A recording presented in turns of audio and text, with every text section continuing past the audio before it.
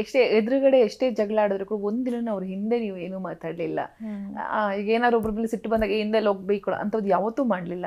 ಆ ಒಂದು ಗುಣದ ಬಗ್ಗೆ ಹೇಳೋದಾದ್ರೆ ಅದು ಮೊದ್ಲಿಂದನೂ ಇತ್ತ ಹೇಗೆ ಅಂತ ಹೇಳಿ.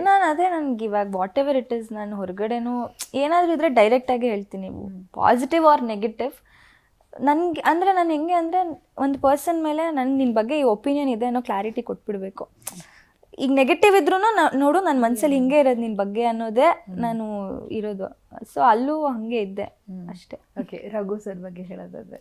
Raghu sir is very talented. ಅಂದರೆ ಎಲ್ಲ ತುಂಬ ವಿಷಯಗಳೀಗ ಸ್ಪೋರ್ಟ್ಸ್ ಆಗಲಿ, ಆರ್ಟ್ ಆಗಲಿ, ಕುಕ್ಕಿಂಗ್ ಆಗಲಿ, ಎಲ್ಲ ವಿಷಯನೂ ಇನ್ ಡೆಪ್ತ್ ತಿಳ್ಕೊಂಡಿದ್ದಾರೆ. It's very difficult. ಅಂದರೆ ನಾವು ಸುಮ್ಮನೆ ಏನೋ ಒಂದು ಇದ್ರ ಬಗ್ಗೆನ ಯಾವುದೋ ಒಂದು ಅಡುಗೆ ಗೊತ್ತಾ, ಇದು ಗೊತ್ತು ಅದು ಗೊತ್ತು, ಹಂಗಲ್ಲ. ಅವ್ರಿಗೆ ಯಾವ ಒಂದು ಏನಂತಾರೆ ಐಟಮ್ನ ಯಾವಾಗ ಹಾಕಬೇಕು, ಈಗ ಸಾಸಿವೆ ಹಾಕಿ ಜೀರಿಗೆ ಹಾಕೋದು ಇಲ್ಲ, ಜೀರಿಗೆ ಹಾಕಿ ಸಾಸಿವೆ ಹಾಕಬೇಕು, ಯಾಕಂದರೆ ಇದಕ್ಕೆ ಇದು ಅಂದರೆ ನಾನು ಎಕ್ಸಾಂಪಲ್ ಕೊಡ್ತಾ ಇರೋದು. ಇಲ್ಲಾಂದರೆ ಅದು ಜಾಸ್ತಿ ಬೇಯ್ಬಿಡುತ್ತೆ, ಆ ಥರದ್ದು ಇನ್ ಡೆಪ್ತ್ ತಿಳ್ಕೊಂಡಿದ್ದಾರೆ ತುಂಬ ವಿಷಯಗಳನ್ನ ಅವರು. ಓಕೆ, ಸೊ ರಕ್ಷಿತಾ ಬಗ್ಗೆ ಹೇಳೋದು. Rakshita she is very smart. ಅವಳು ಸ್ಮಾರ್ಟಾಗೆ ಆಟ ಆಡ್ಕೊ ಬಂದ್ಲು. ಅಂದರೆ ಅವಳಿಗೆ ಆಡಿಯನ್ಸ್ ಅಟೆನ್ಷನ್ ಹೆಂಗೆ ತೊಗೊಳ್ಳೋದು ಅನ್ನೋದು ಶಿ ವಾಸ್ ಅವೇರ್, ಬಿಕಾಸ್ ಅವಳು ಕಂಟೆಂಟ್ ಕ್ರಿಯೇಟರ್ ಆಗಿರೋದ್ರಿಂದ ಅದು ಅವಳಿಗೆ ಹೆಲ್ಪ್ ಮಾಡ್ತು. ಓಕೆ, ಧನುಷ್ ಅದೇ ಹೀ ಈಸ್ ಆಲ್ಸೋ, ಅವ್ನು ಫಸ್ಟಿಂದನೂ ಹೆಂಗೆ ಇದ್ದ ಕೊನೆಯವರೆಗೂ ಹಾಗೆ ಇದ್ದ. ಏನೋ ಆಟಕ್ಕೋಸ್ಕರ ನಾನೇನೋ ಮಾಡಬೇಕು ಅನ್ನೋ ಒಂದು ಇದು ಮಾಡಲಿಲ್ಲ ಅವನು. And he was very strong at ಟಾಸ್ಕಲ್ಲೆಲ್ಲ ತುಂಬ ಚೆನ್ನಾಗಿ ಆಟ ಆಡ್ದ. ಓಕೆ, ಧ್ರುವ್ ಅಂತ ಅವ್ರ ಬಗ್ಗೆ. ಧ್ರುವ್ ಬಗ್ಗೆ ನಾನು ಅವ್ರ ಜೊತೆ ಅಷ್ಟು ಕೂತು ಮಾತಾಡಿದ್ದೆಲ್ಲ ಇಲ್ಲ. ಸೊ ಅವ್ರು ತುಂಬ ದೇವ್ರ ಭಕ್ತರು ಅನ್ನೋದು ನನಗೆ. ಓಕೆ, ಏನು ನಿಮ್ಮ ಲೈಫಲ್ಲಿ ಈಗ ಒಂದು ಅಮ್ಮನಿಗೊಂದು ಸ್ಪೆಷಲ್ ಗಿಫ್ಟ್ ಕೊಡಬೇಕು ಅಥವಾ ಅಪ್ಪನಿಗೊಂದು ನಾನೊಂದು ಗಿಫ್ಟ್ ಕೊಡಬೇಕು ಅಂತ ಒಂದು ಡ್ರೀಮ್ ಇರುತ್ತೆ. ನಿಮಗೆ ತಂದೆಗೆ ಅಂತ ಬಂದಾಗ ಏನು ಗಿಫ್ಟ್ ಕೊಡಬೇಕು ಅಂತ ಆಸೆ ಇದೆ, ತಾಯಿಗೆ ಅಂತ ಬಂದಾಗ ಏನು ಗಿಫ್ಟ್ ಕೊಡಬೇಕು ಅಂತ ಆಸೆ ಇದೆ ಅಂತ?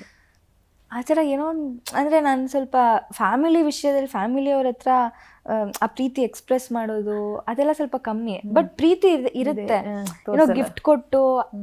ಅವರು ಅಷ್ಟೇ, ನಾವು ಅಷ್ಟೇ. ಮನೇಲಿ ಆ ಥರದ ವಾತಾವರಣ ಇಲ್ಲ, ಏನೋ ಒಂದು ಕೊಟ್ಟು ನಾನು ಪ್ರೀತಿನ ಎಕ್ಸ್ಪ್ರೆಸ್ ಮಾಡ್ಕೋಬೇಕು ಅಂತ. ಹಂಗೆ ಹೋಗ್ತಾ ಹೋಗ್ತಾ ಏನೋ ಒಂದು ಇಲ್ಲ ಇದು ಬೇಕು ಅಂತಂದ ಕೊಡಿಸೋದು, ಆ ಥರದ್ದಿದೆ. ಬಿಟ್ಟರೆ ಬೇರೆ ಥರದ್ದು ಅದು ಏನು ಕೊಡಬೇಕು ಅದೆಲ್ಲ ಯೋಚನೆ ಮಾಡಿಲ್ಲ. ಓಕೆ, ಗಿಲ್ಲಿ ಅವ್ರು ಹೇಳ್ತಾ ಇದ್ರು ತುಂಬ ಟ್ರಿಪ್ ಪ್ಲ್ಯಾನ್ ಆಗ್ತಾ ಇತ್ತಂತೆ ಬಿಗ್ ಬಾಸ್ ಮನೇಲಿ, ಅಲ್ಲಿ ಹೋಗೋಣ ಇಲ್ಲಿ ಹೋಗೋಣ ಹಂಗೆ ಎಂಜಾಯ್ ಮಾಡಿ. ಈಗ ಎಲ್ಲಿಗೆ ಹೋಗೋ ಪ್ಲ್ಯಾನ್ ನಡೀತಾ ಇದೆ ಅಂತ ಹೇಳಿ ನಾನು ಹೇಳಿದೆ. ಅವ್ರು ಒಳಗಡೆ ಎಲ್ಲ ಟ್ರಿಪ್ ಪ್ಲ್ಯಾನ್ ಮಾಡುವಾಗ ಇದು ಯಾವುದು ಎಕ್ಸಿಕ್ಯೂಟ್ ಆಗಲ್ಲ, ಎಲ್ಲ ನಿಮ್ಮ ಲೈಫಲ್ಲಿ ಬ್ಯುಸಿ ಆಗ್ತೀರಾ, ಯಾರು ಕಾಲ್ಗೂ ಸಿಗಲ್ಲ ಅಂತ. ಈಗ ಯಾರು ಕೋಆರ್ಡಿನೇಟ್ ಮಾಡಿರಲ್ಲ, I am very sure about it. ಯಾಕಂದರೆ ಎಲ್ಲರೂ ಅವ್ರವ್ರ ಲೈಫಲ್ಲಿ ಬ್ಯುಸಿ ಆಗಿದ್ದಾರೆ. ಸೊ ಸದ್ಯಕ್ಕೆ ಯಾವುದೂ ಇಲ್ಲ. ನಾನು ಆ್ಯಕ್ಚುಲಿ ಪ್ಲ್ಯಾನ್ ಮಾಡ್ತಿದ್ದೀನಿ ಎಲ್ಲಾದರೂ ಹೋಗಿ ಬರೋಣ ಅಂತ. ಓಕೆ, ಬಿಗ್ ಬಾಸ್ ಮನೆಯಲ್ಲಿ ಫಿನಾಲೆ ನಡೀತಾ ಇರುವಾಗ ಹೊರಗೆ ಲಾಠಿ ಏಟು ಬೀಳ್ತಾ ಇತ್ತು. ಅಷ್ಟು ಕ್ರೌಡ್ ನಿಮ್ಮ ಮತ್ತೆ ಗಿಲ್ಲಿಯವರ ಅಭಿಮಾನಿಗಳು ಸೇರ್ಬಿಟ್ಟಿದ್ರು ಜಾಸ್ತಿ. ಲಾಠಿ ಏಟು ಹಾಕ್ತಿದ್ವಿ, ಏಟು ಬೀಳ್ತಾ ಇದ್ವಿ, ಎಲ್ಲ ಚೆಲ್ಲಪಿಲ್ಲಿಯಾಗಿ ಓಡ್ತಿದ್ರು. ಆ ವಿಚಾರಗಳು ನಿಮ್ಗೆ ಗೊತ್ತಿತ್ತ ಒಳಗೆ ಇದ್ದಾಗ ಅಂತ ಹೇಳಿ? ಇಲ್ಲ, ಒಳಗಿದ್ದಾಗ ನಮ್ಗೆ ಐಡಿಯಾನೇ ಇಲ್ಲ. ಬಟ್ ಹೊರಗಡೆ ಬಂದಮೇಲೆ ಈ ಥರದ್ದೆಲ್ಲ ಆಗಿದೆ ಅಂತಂದಾಗ ಎಷ್ಟು ಅಂದರೆ ಒಂದು ಬಿಗ್ ಬಾಸ್ ಶೋಗೆ ಇಷ್ಟು ಜನ, ಅಲ್ಲಿರೋ ಕಂಟೆಸ್ಟೆಂಟ್ಸ್ಗೆ ಇಷ್ಟು ಜನ ಫ್ಯಾನ್ಸ್ ಇದ್ದಾರೆ ಅನ್ನೋದನ್ನು ಡೈಜೆಸ್ಟೇ ಅಂದರೆ ಅದನ್ನು ಅಕ್ಸೆಪ್ಟ್ ಮಾಡ್ಕೊಳ್ಳೋದಕ್ಕೂ ಸ್ವಲ್ಪ ಟೈಮ್ ಹಿಡೀತು ನಮಗೆ. ಇವಾಗ ಯೂಶಲಿ ಯಾವುದೊಂದು ಸಿನಿಮಾ ಮಾಡಿದರೆ ಆ ಸಿನಿಮಾಯಿಂದ ಒಂದು ಫ್ಯಾನ್ ಫಾಲೋಯಿಂಗ್ ಬರುತ್ತೆ. ಬಟ್ ಬಿಗ್ ಬಾಸಿಗೆ ಈ ಥರದ್ದು ನಾನು ಮುಂಚೆ ಎಲ್ಲೂ ನೋಡಲಿಲ್ಲ. This is something very special and surprising. ತುಂಬ ಖುಷಿ ಆಗುತ್ತೆ.